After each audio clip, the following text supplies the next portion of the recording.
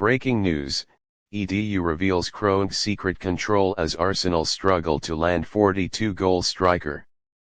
In a shocking development that sheds new light on Arsenal's ongoing transfer challenges, former sporting director Edu Gasper has publicly spoken out about the real reason behind the club's failure to land ready-made world-class players. The Brazilian, who worked at the heart of Arsenal's recruitment setup, pointed directly to majority owner Stan Kroenke as the man who controls the final say on signings, often from behind the scenes and outside public scrutiny. EDU revealed that even when Arteta, scouts, and the sporting department identify a top-tier talent and agree terms, the transfer can be blocked at the very top level. The truth is, at Arsenal, not all football decisions are made by football people, EDU said.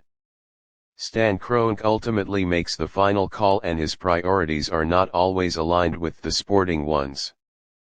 The comments arrive at a critical time, as Arsenal are currently in negotiations for a prolific 42-goal striker, who many within the club believe could be the missing piece in their title puzzle. Despite weeks of scouting and dialogue, the club has failed to finalize a deal, raising questions among fans about whether financial hesitation or internal blockades are again derailing a potentially game-changing signing. Sources close to the deal suggest that Arsenal's initial proposals have not met the valuation of the striker's current club. While Mikel Arteta is desperate to add a clinical finisher to the squad, EDU's claims suggest that it's not just about money but about a deeply embedded structure that places Kroenke'S business model ahead of bold footballing ambition. EDU explained that Arsenal's transfer policy under Kroenke heavily favors long-term, resale-based investments. You can buy a player for £30 million and hope he becomes £70 million in 2 years. But you can't buy a £70 million striker who's already delivering at world-class level. That's the unwritten rule, he said. Even when we had the opportunity to do something big, we had to go back and ask, will this fit the business vision? The frustration, according to EDU, is shared within the football department.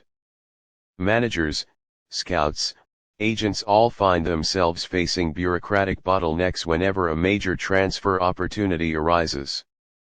You can be inches away from a deal, and then everything freezes until Stan gives approval, and often, that approval doesn't come, EDU added. This internal struggle has cost Arsenal dearly in recent years, with the club missing out on elite strikers and midfielders who later went on to shine at rival clubs. Now, as the Gooners attempt to secure a 42-goal talisman ahead of the new season, fans are beginning to fear déjà vu. The longer the saga drags on, the more it resembles past failures.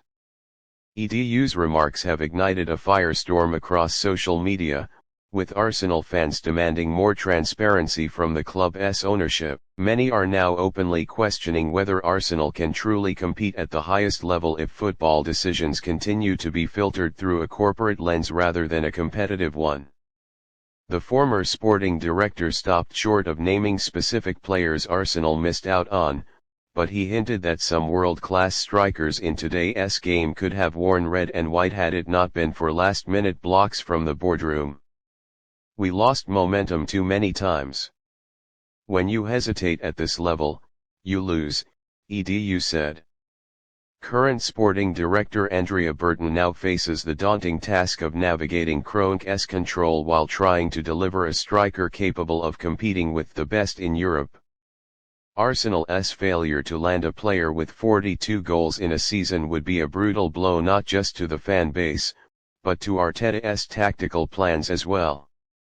With Manchester City and Liverpool reinforcing strongly, Arsenal's need for a proven finisher is critical. Arteta's system demands a forward who can convert chances consistently, and the striker in question has demonstrated that capacity at the highest level. But as things stand, bureaucracy not football might once again have the final say. EDU's interview is not just an exposé, it's a warning. Unless Kroenke changes his grip on the club's sporting direction, Arsenal may continue to flirt with greatness but fall short of truly reaching it. For fans dreaming of trophies, that's a nightmare they know all too well.